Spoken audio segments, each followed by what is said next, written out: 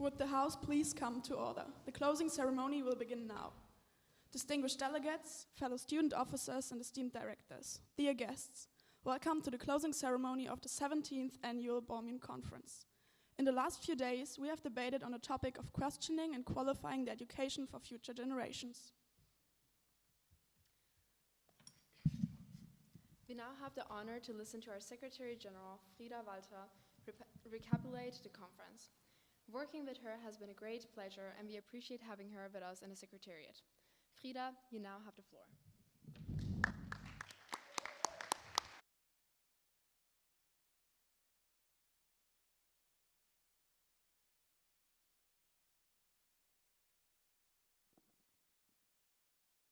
Honorable Secretariat, esteemed chairs and directors, distinguished delegates, dear guests. Since Friday, you have had the possibility to engage in lively debates revolving around this year's topic of questioning and qualifying the education of future generations. Fueled by the tasty cookie breaks, you wrote hundreds of clauses, held compelling speeches, and filled the gossip box with committee observations. In the Security Council, those debates addressed the situation in the South China Sea and the strengthening of the partnership between the UN and the African Union on the issues of peace and security in Africa. In the Economic and Social Council, delegates discussed the examination of global tax systems and their impact on society, as well as the advancement of programs for economically disadvantaged people to ensure appropriate education. Members of the Environment Assembly talked about marine and water pollution as a danger to food security and the promotion of the teaching and studying of environmental issues for an inclusive and livable future, while the GA1 debated the installing of disarmament and non-proliferation education to achieve sustainable peace and security, and the rethinking of universal nuclear disarmament. The Third General Assembly worked on fostering accessibility through reconstructing urban and rural infrastructure, as well as media, and preventing conflict-related sexual violence as one of history's greatest silences. Lastly, the GA4 debated on furthering and sustaining education initiatives to strengthen communal ties in the Global South, as well as limiting the use of unchecked AI as a threat to democratic systems. In all of these committees, education, known as the process of teaching or learning in schools or school-like environments, was reviewed.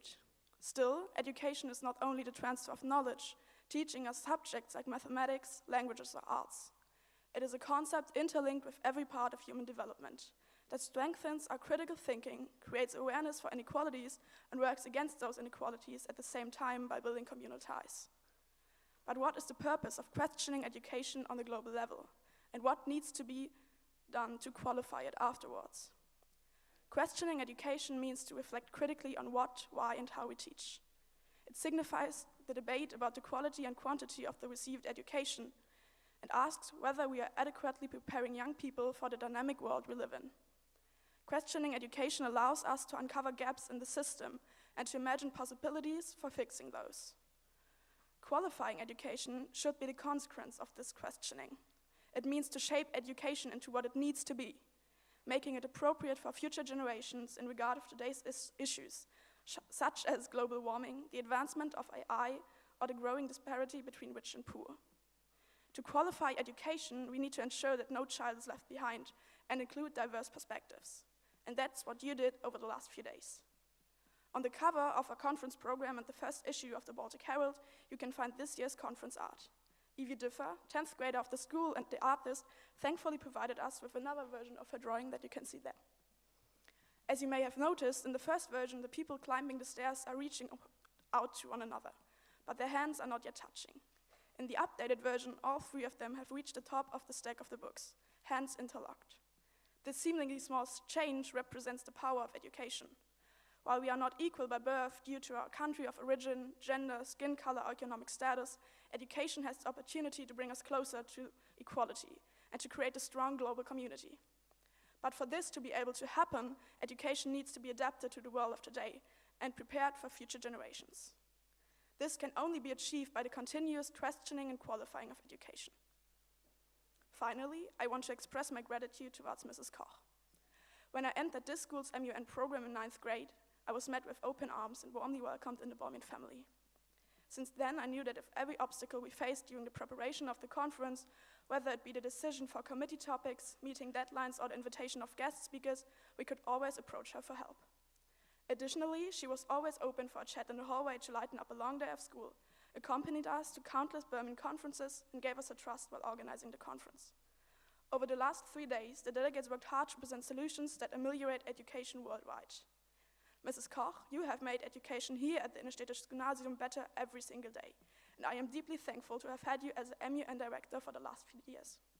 I, on behalf of the Secretariat and the whole BALMUN team, wish you all the best for your retirement, and we are excited to have you visit us at the next BALMUN conference.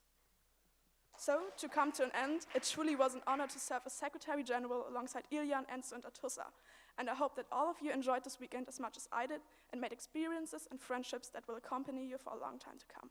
Thank you.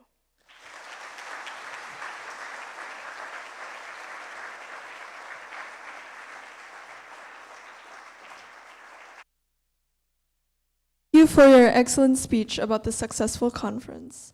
We will now hear from our great committee chairs. We are beyond grateful for their hard work. They make this conference possible by writing research reports and leading debate. The committee chairs will now introduce their committee topics, talk about their experiences during debates, and recap their favorite moments with the delegates. Please hold your applause until all chairs of a committee held their speeches. The first speech will be coming from the chairs of the Security Council, Philipp Harashta, Giselle Bouillon, and Benjamin von Schweinitz.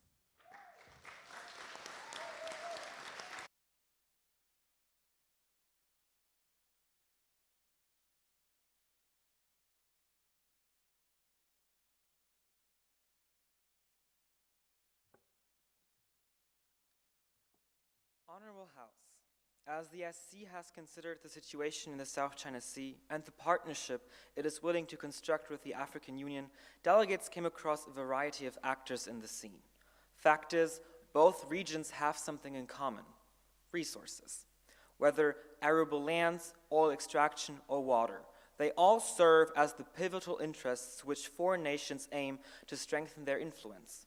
However, societies and their values are the price being sacrificed in order to increase prosperity elsewhere while weakening communal ties. It is the lack of self-consciousness for a shared responsibility major players have when marginalizing the needs of local populations. Historical injustices add to that tension, fueling ethnic and religious conflicts, causing anarchy to prevail in states being far from a rules-based order. As we had Lieutenant Döbler join us for an insightful keynote speech on the South China Sea topic, delegates were able to explore that national interests not only overlap, but they demolish each other's integrity and legitimacy, doubting the notion of an international community, a community that we aimed to reinstate. And it has been an incredible honor for me to end my personal school MUN journey alongside this year's Security Council. Thank you.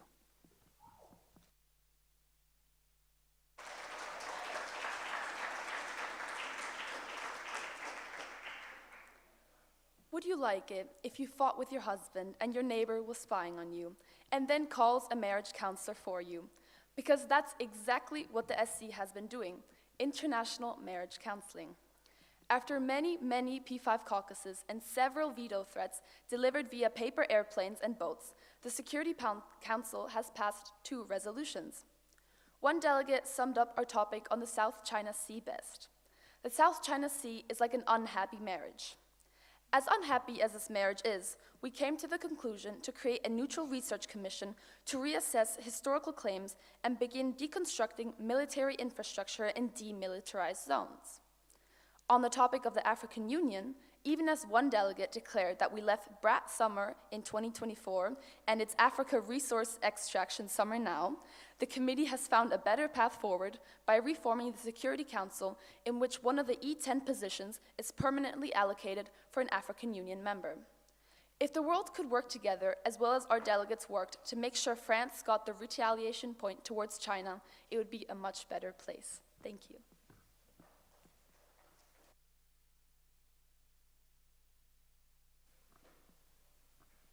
Have you heard about the guy who invented the knock-knock joke? He got a Nobel Prize.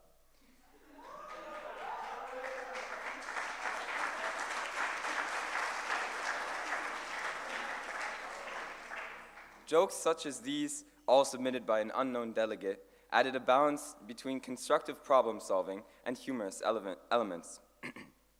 Delegates struggling to be punctual entertained the committee with Let's Dance performances of Britney Spears and Rihanna. With my schizophrenic co-chair listening to the wind whistling, many cross-committee events were organized.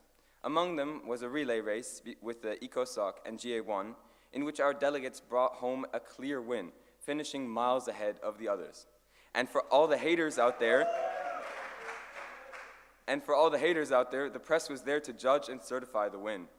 It was a true pleasure chairing the SC this year. Delegates of the SC, please rise. This is your applause.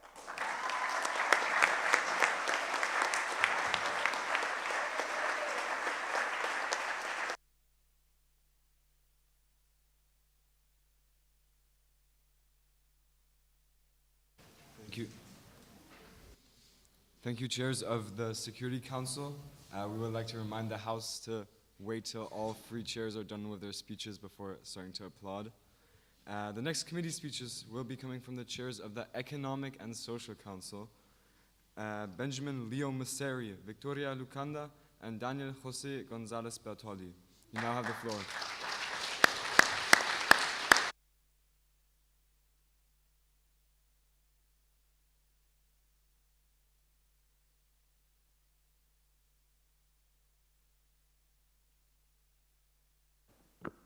Hello. Esteemed Secretariat, fellow chairs, dear delegates, honored guests, we have successfully passed all three of our three proposed resolutions, achieving many advancements in education for our further generations. We furthermore passed some amazing tax policy, the best you've ever seen, a 3% digital tax service which uses these amazing new opportunities with rising digitalization, implementing a global minimum corporate tax rate of 15%, forging a functional framework to combat base erosion and profit shifting, a practice which multinational corporations use to evade taxes and not pay their contribution to our society. We furthermore implemented a network and global database tracking company data to provide transparency between multinational corporations and governments. We also formed a group to help build wealth for resilient economies. Some might call it freaky, but we called it Financing for Resilient Economies through Alternative Capital and Yield Sharing. But enough about finance and economy. After all, we are the Economic and Social Council. We passed truly progressive resolutions fighting for every single human being's right to education, ensuring that every young woman gets opportunity to pursue education, no matter their situation, and not leaving anyone behind due to their gender, disability, or any other marginalization. And all this while maintaining respectful and high-quality debate and respecting each nation's sovereignty. So I thank the entire ECOSOC committee for this great conference. Thank you.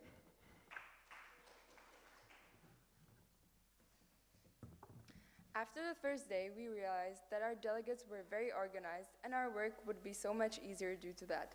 They worked extraordinarily well in the lobbying session where they wrote 3 resolutions, which all passed. Even though our committee was overall quite calm, we witnessed passionate argumentation from our delegates. Together, they held 46 speeches, 134 points of information, and presented 43 amendments.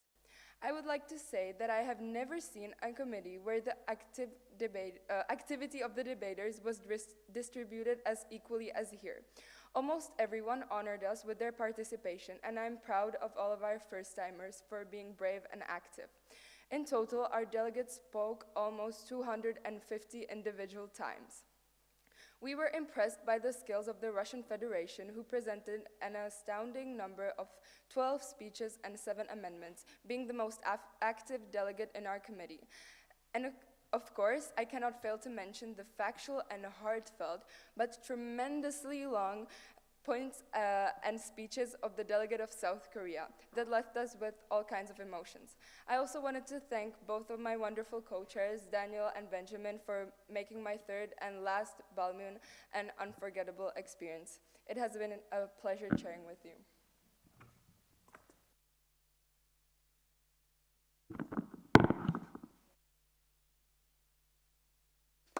Upon your skin, a constellation bright, a galaxy of freckles kissed by the light. Each tiny star, a universe untold, a beauty rare, more precious than gold. This excerpt out of one of the 6 love poems sent back and forth between the delegate of Afghanistan and the delegate of Indonesia was just one part of over 200 committee observations submitted to the ECOSOC, which mainly consisted of shipping every delegate and chair with every other delegate and chair. This wonderful bunch of delegates managed to mix hyper-efficient diplomacy with some, to say the least, questionable creativity. I first realized this when reading the Russian Federation's resolution suggesting the organizations such as goon or freaky. The punishments were also nothing to be scoffed at. When Victoria was late, me and Daniel decided that an adequate punishment was making her do an East German dance with 2 punished delegates from our committee. We also happened to lose a speed walking race against 2 unnamed cheating committees. My co-chairs and I had a great time in this committee, and I will personally remember this for the rest of my MUN career. Dear delegates of the ECOSOC, please rise. This is your applause.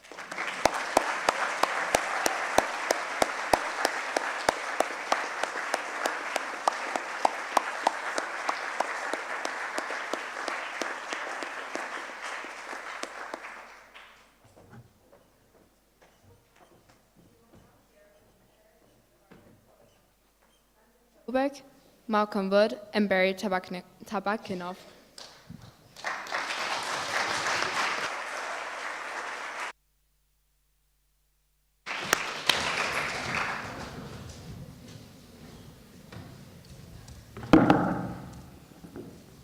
climate crisis is no longer the threat of a distant future, but a global reality. There is no solution without education. Every learner needs to understand climate change and be empowered to be part of the solution, and every teacher given the knowledge to teach it. This quote is from the UNESCO Director General, Audrey Azoulay. This year's BALMUN Environmental Assembly came together, despite a majority of first-time delegates, to find solutions to the committee's topics. The first topic, promoting the teaching and studying of environmental issues for an inclusive and livable future, addressed one of the most encompassing concerns pertaining to our ability as individuals to act for our future, the education of everyone on the solutions of climate change. In our second topic, marine and water pollution as a danger to food security, delegates worked on a topic that directly addressed one of the most relevant aspects of our lives, the security of our everyday.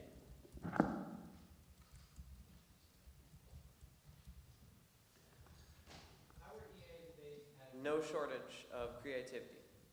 One passed amendment encouraged every country to chuck their most hated fish into a limited resources container for a no-rules fish fight to find out which one was the ultimate survivor, an initiative called Plenty of Fish in the Sea. A later amendment set up a UN organization for the sole purpose of live streaming the competition. And committee observations. Punishment ideas, lustful poems in Dutch, you name it.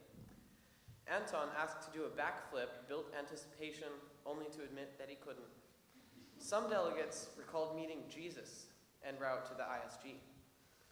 As a final point, I would like to congratulate Barry and Anton on their upcoming marriages to members of the GA4, who proposed to my co-chairs as a punishment.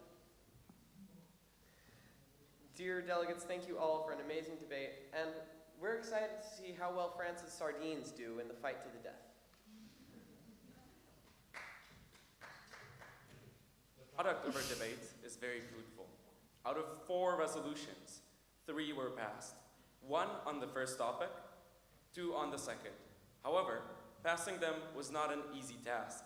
Just to give you an idea, each resolution we debated was amended with 15.3 amendments on average, which took up a significant amount of our time. However, also made space for some useful negotiations and great compromises between member states with opposing foreign policy.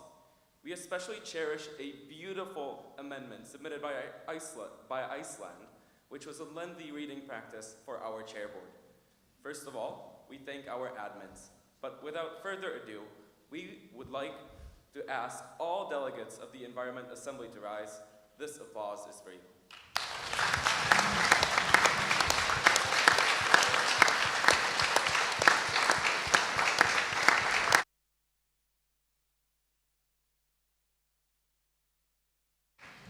The chairs of the First General Assembly will now hold their speeches.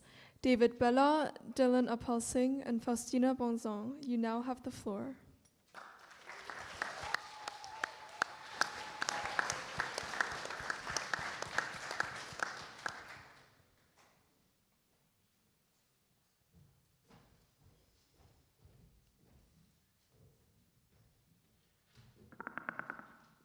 Honorable Secretariats, esteemed delegates, dear guests. My name is Faustine, and I've had the genuine honor of serving as one of the chairs at the GA1 of BALMUN 2025. It has been an incredible experience co-chairing this committee alongside Dylan and David, whose dedication and unwavering support help steer our committee with professionalism and poise. Over the past few days, we've had the privilege of moderating passionate, thoughtful, and sharply dressed delegates as they tackle two of the most urgent issues on the global agenda, rethinking universal nuclear disarmament and promoting disarmament and non-proliferation education. It's been a joy to witness the energy, insight, and commitment that each of the delegates brought into the room, whether they delivered powerful speeches or defended bold resolutions, like your MUN careers depended on it. Your work reflected not just an understanding of global affairs, but a sincere passion for diplomacy, cooperation, and the occasional power move, walking the fine line between formal protocol and sass. And with that, I'm delighted to hand things over to my fellow chair, Dylan, who will walk us through some of the unforgettable moments that made GA1 the committee. Despite the seriousness and complexity of our debate, the GA1 still managed to deliver an impressive number of memorable and mildly questionable moments. We were, of course, regularly reminded of the delegate of Iran's existential dread over Israel's continued nuclear presence, truly one of the most consistent energy in the room. Who could forget when the delegate of Russia graced us with pictures of a president, Mr. Putin, looking less like a statesman and more like an action movie audition reel? Then, of course, there was the somewhat secret love story between my honorable co-chair David and the delegate of the DPRK, the two who were made for each other, but never came to be. And while the cross-committee speedwalking competition may not have been officially sanctioned, may have broken at least 3 MUN rules, and may have caused mild hallway chaos, the important thing is that it brought all of us together. We finished strong too, with the delegate of Australia's emotional brainrot speech and his stunning vocals while soloing Bohemian Rhapsody. To all the delegates of the GA1, thank you for making this committee not just productive and insightful, but genuinely a joy to chair. Your speeches were passionate, your resolutions ambitious, and your drama unforgettable. Thank you.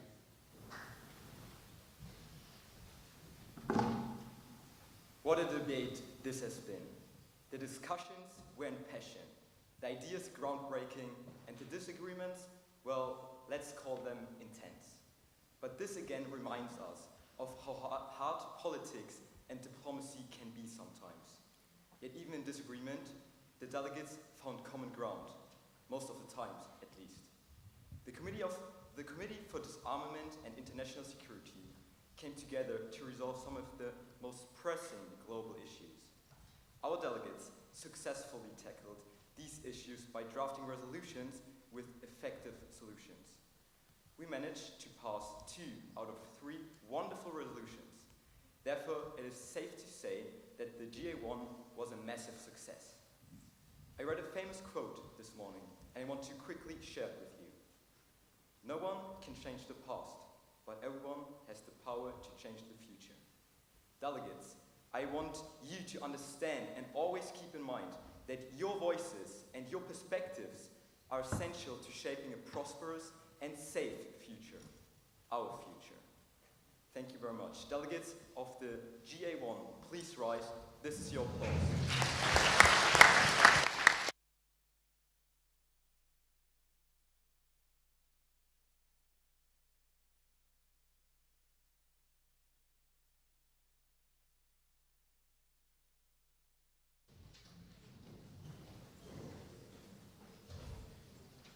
Our next speeches will be coming from the chairs of the Third General Assembly,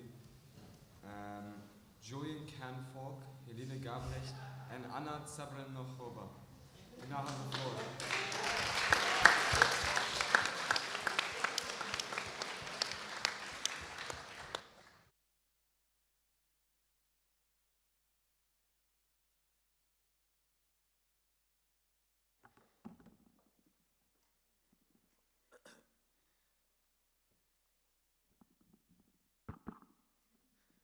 a world that is developing quickly, the way we build our cities, tell our stories, and design our classrooms matter more to us than ever before.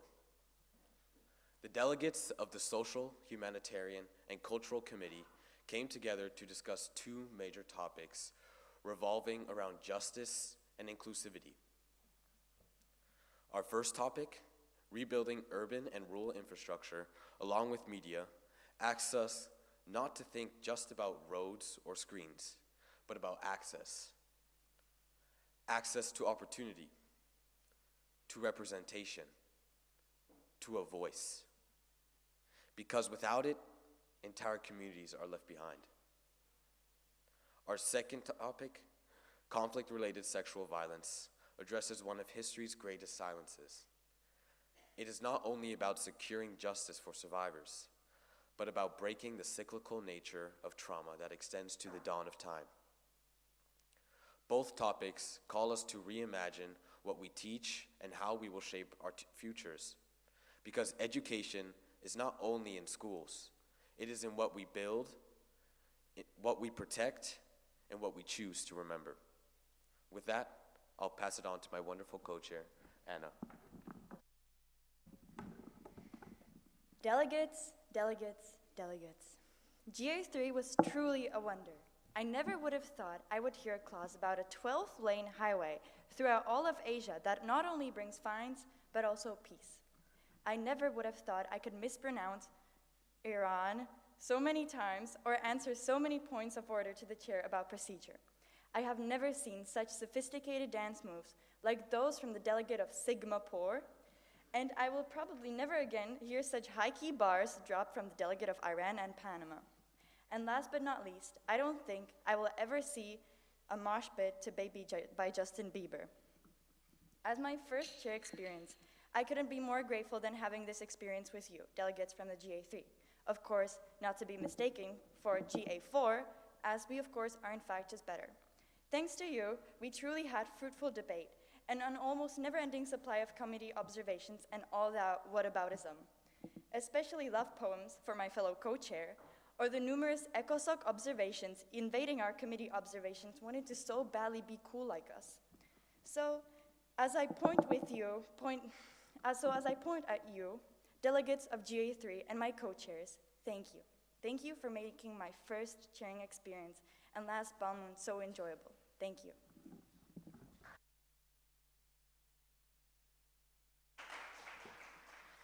Again, delegates, delegates, delegates. You were really an amazing bunch of people, always bearing with us when something was unclear about procedure. Moreover, you have given us unforgettable memories as well as the urge to serve as a chair in the future once again. Even all of our 4 resolutions have passed. Personally, I sadly won't be able to experience this honor again since I'm about to graduate in this school, but I'm sure I will remind myself of these days a lot. The amount of time we have loved together during past sessions is truly something for the books. Lastly, we would like to thank our admins for keeping us hydrated and fixing our BALMUN flag for the 100th time.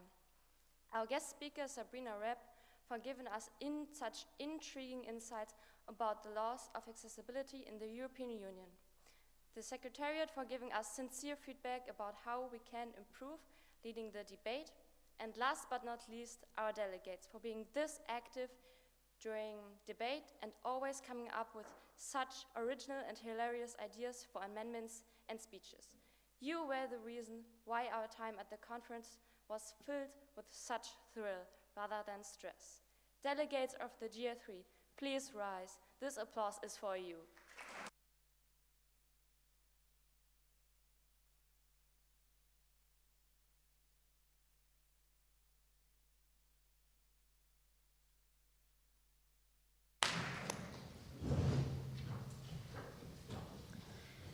Last but not least, we will be hearing from the chairs of the 4th General Assembly, Maraki Tadasi, Andrea Strahotsky, and Carolina Humalova.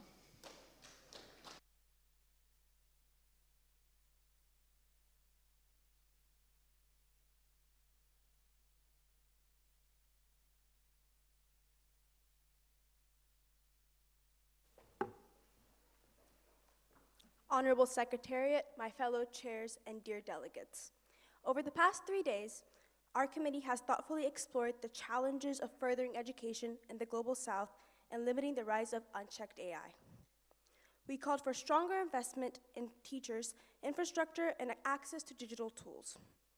At the same time, we acknowledged AI's immense promise while agreeing it must be guided by ethics, not just innovation. Alongside these debates, we witnessed dramatic twists such as the brief return of French colonialism, which led to a nuclear standoff with China, and most unexpectedly, a blossoming romance between the Russian Federation and Nigeria. We closed with 4 past resolutions and an unforgettable wedding between the two, complete with the best man speeches from China and Sweden. Chairing this chaotic, brilliant, and deeply entertaining committee has been a joy, and I'll never forget it. Thank you. We stand before you today to share our experiences from the GA4 committee. We enjoyed every day with our delegates, not only debating resolutions and listening to speeches, but having fun. MUN always debates serious and important issues, but every now and then, the tension must be relieved. We could call ourselves the Love Committee, as all 3 of our chairs are now officially married.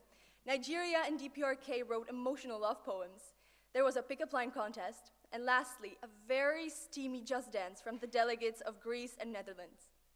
We also heard Let It Go, Baby by Justin Bieber, and witnessed Waka Waka Just Dance between world superpowers. Another thing we feel is important to mention is to warn you all in here today.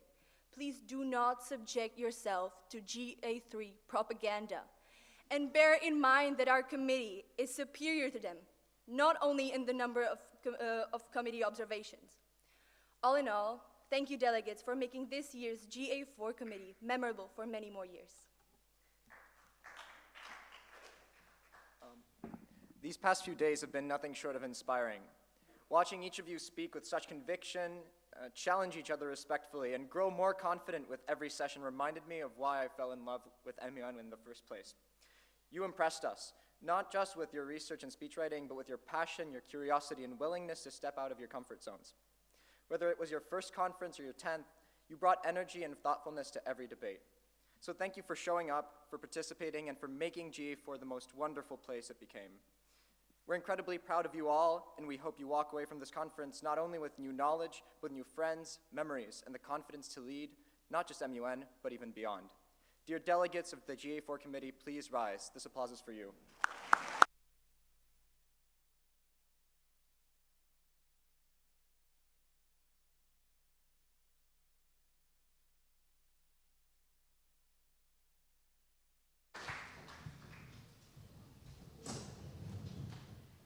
We also very much appreciate the work of the Baltic Herald, the BALMUN newspaper.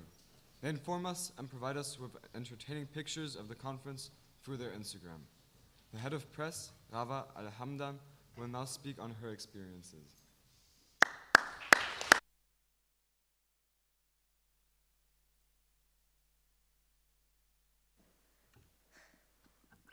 Dear delegates, secretariat, chairs, press team, and fellow MUN enthusiasts.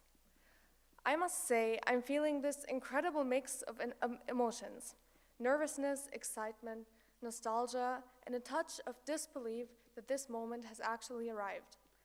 BALMUN 2025 marks my 9th MUN conference, and with that, my last one. It's difficult to capture what MUN has meant to me over these years, but I'll do my best to share it with you.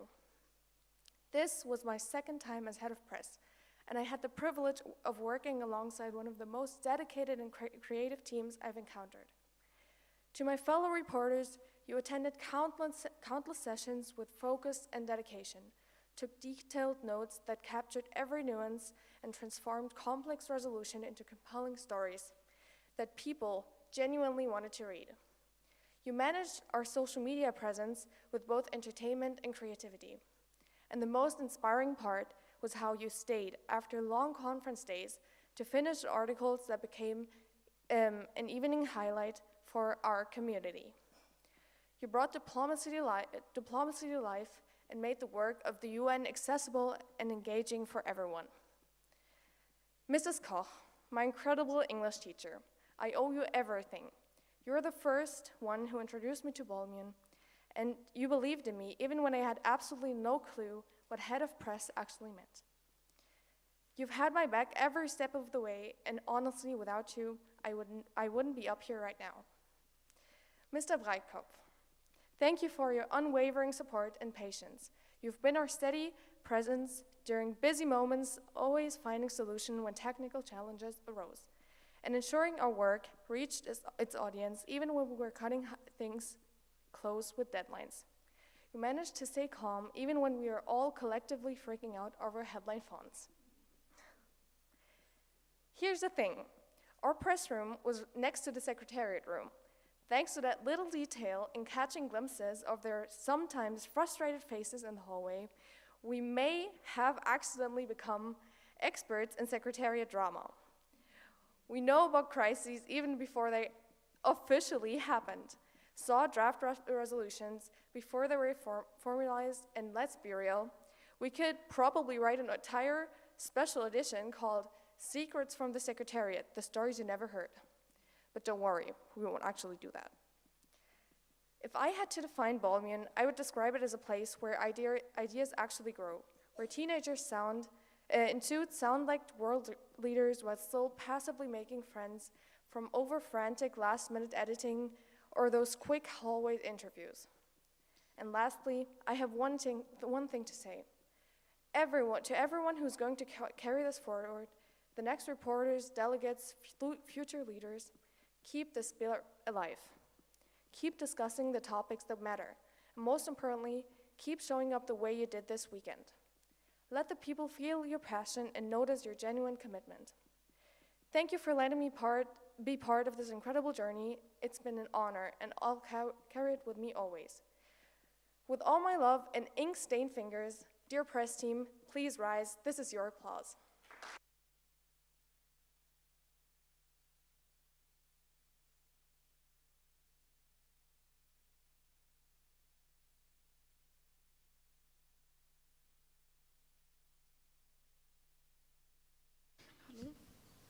Thank you, Rava, for your warm speech. We would like to take our time to thank all admins and staff. Marie Rubel, the head of conference management, will now be holding a speech.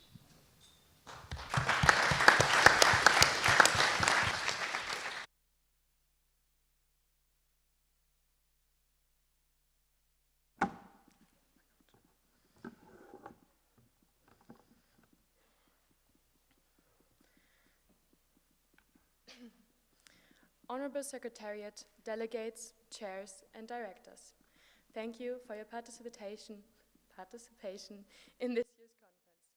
Your dedication and hard work is what keeps our conference alive. But obviously, you aren't the only ones working. If you paid attention, you may have noticed a lot of students with different colored badges.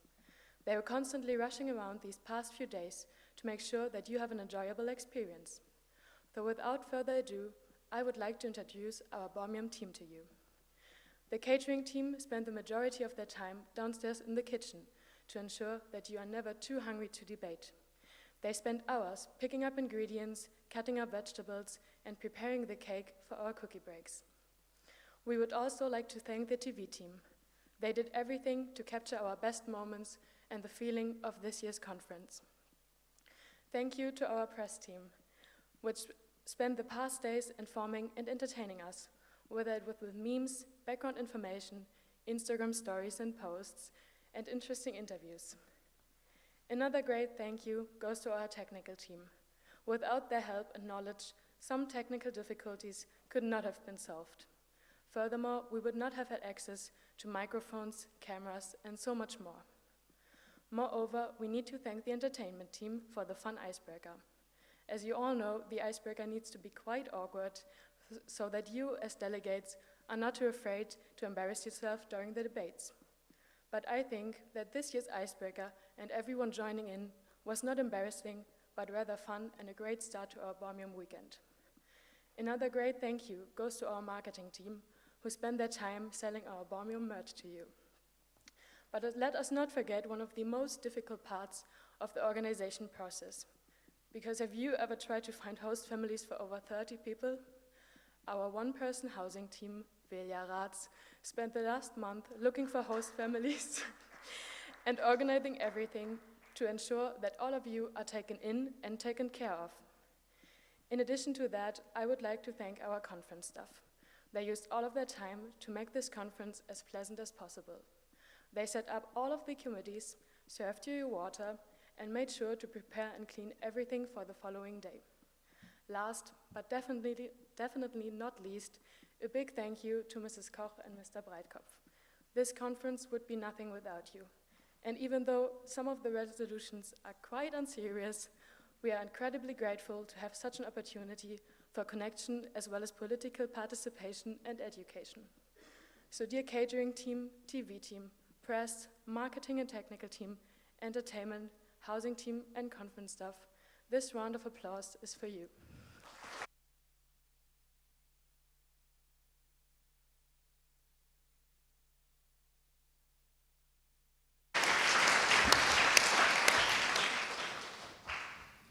Thank you, Marie. Your kind words are truly appreciated. We would now like to take our time to thank everyone who made this year's BALMUN conference possible. First and foremost, a big thank you to the delegates for preparing classes and participating in debate to find solutions to your committee topics. We would also like to thank the directors for giving all of us students the opportunity to participate in MUN programs, patiently explaining all the procedures and accompanying us to various conferences. Your support means a lot, and we are beyond grateful for being able to count on it.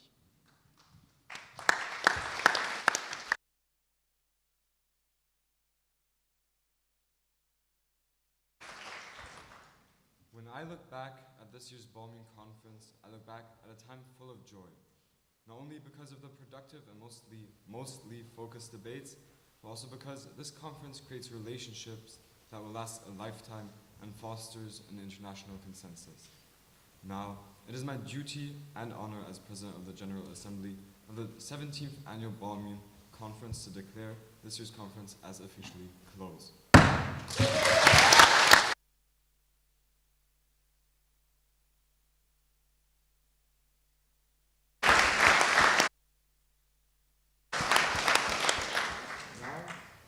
Now we will be hearing from BALMUN Director Mrs. Regine Koch, who will hold a speech.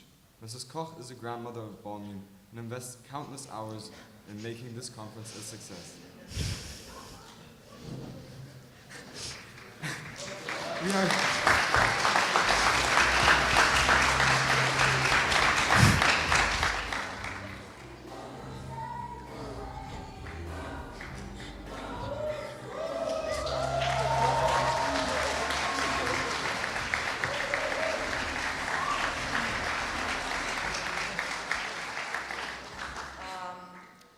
First of all, I would like to say I will not give a speech. I decided you had enough speeches, and as a grandmother does, I will read a story to you. So that is what I have in mind. All my former English students probably know it, because I always use it in the third term where we talk about globalization, climate change, problems of the future. And I should tell you, the story is from the 70s, when even I was a student. Unbelievable, but it's true. Alone in his large, bare apartment, high above the streets of New York, Harry Barlow was watching television. It was a 1-hour special on the ecological crisis, featuring the brilliant young Harvard scientist Dr. Jacob Rosenbaum. Rosenbaum had worked for a number of years on a highly complex computer simulation of the future of our planet. The results were alarming. As he told his studio audience, it may already be too late, but assuming that it is not, there are 4 things which we must do immediately if we are to save our civilization from a sudden and disastrous collapse in the very near future. Firstly, we must limit population growth. Secondly, we must limit industrial growth. Thirdly, we must limit the use of natural resources such as iron, coal, oil, and so forth. Finally, we must control all forms of pollution. In order to reach these goals, we must accept a great deal of self-discipline and self-sacrifice. Can we do it? I most earnestly hope so. The alternative is too horrible to imagine. He went on to support his argument with an impressive list of facts and figures. For instance, such essential resources as coal and oil, as well as many metals, would be completely used up well before the end of the century. And in many industrial areas, air pollution was rapidly becoming so bad that the death rate from lung diseases would soon be spectacular. The audience reacted vigorously.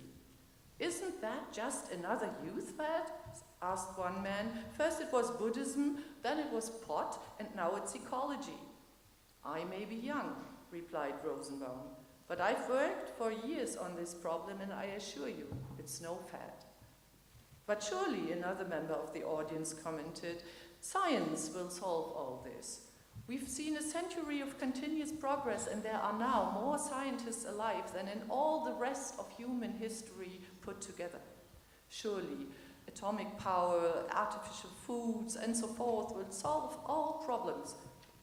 As a scientist, I can assure you, sir, that nothing will solve one problem, namely, that our planet is finite. It has limits. "Well," said the next questioner, "all that you say may be true, but who's going to do anything? What government, anywhere in the world, is going to say no more industrial growth, no more second cars, no more color TV?" "That's the most serious problem," agreed Rosenbaum.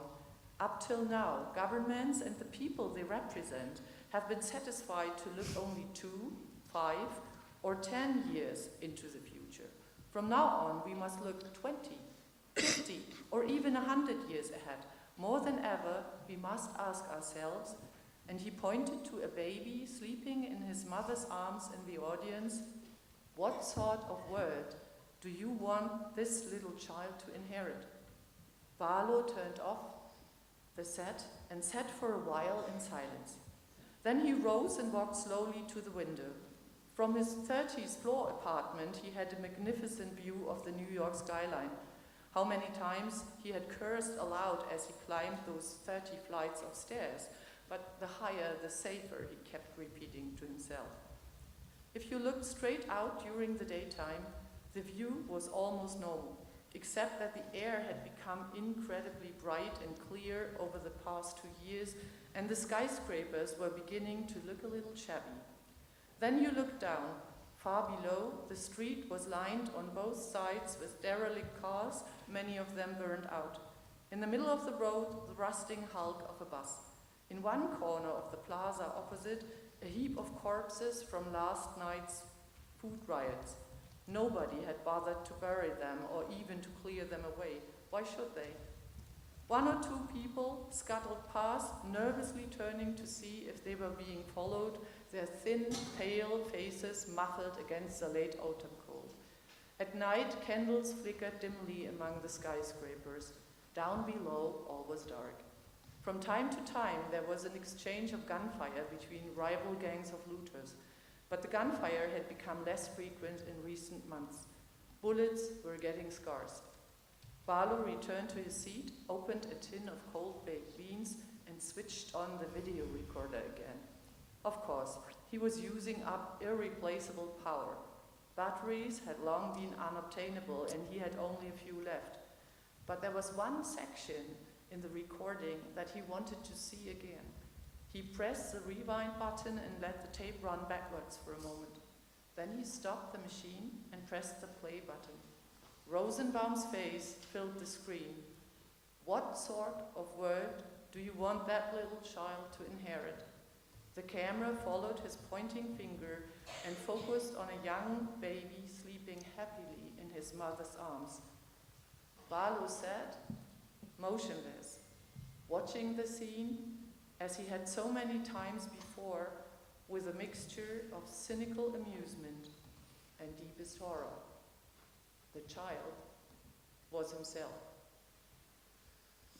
You can think for your own, but I believe we need to prevent a future like that. And so, next to thanks to everybody, I would repeat the lines you could just hear from Michael Jackson's song in a slightly changed version, which is, I'm starting with the one in the mirror. I'm asking them to change their ways. And no message could have been any clearer. If they want to make the world a better place, take a look at yourself and then make a change. Thank you.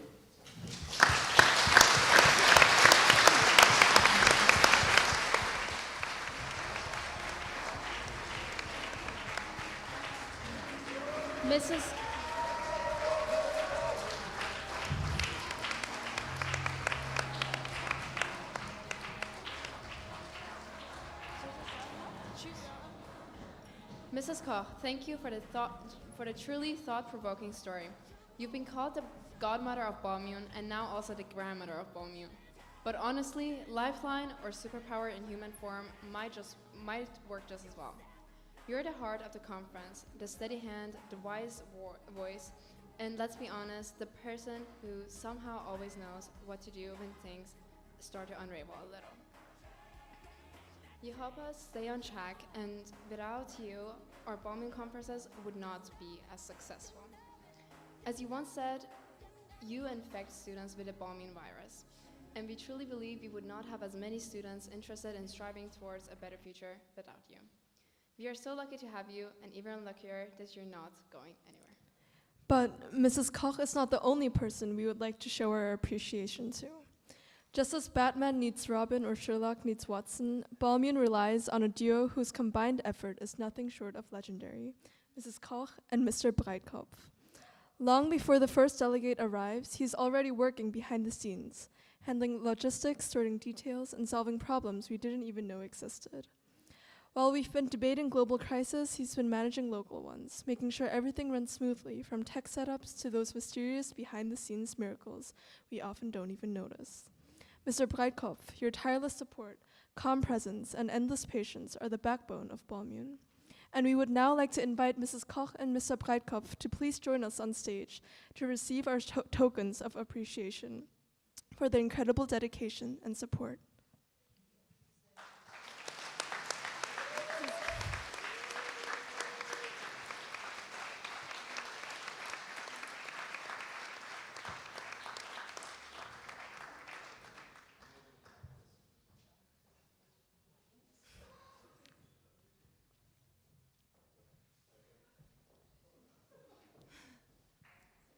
Let's give them all a round of applause.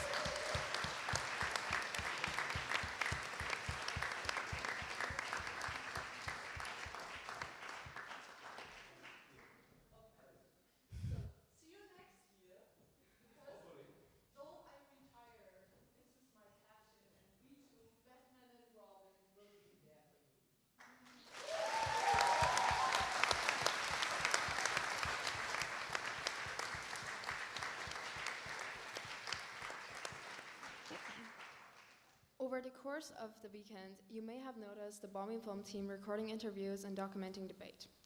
You will be able to watch the closing video on the BALMUN YouTube channel as well as the Instagram account of the Baltic Herald. Last but not least, a big thank you to Anna Martin, our photographer. On the BALMUN platform, on the page of the plenary, there will be a link where you will be able to find all the photos that were taken. We now have reached the end of the conference. We hope this conference was both memorable and meaningful to you, and we look forward to seeing you all again next year.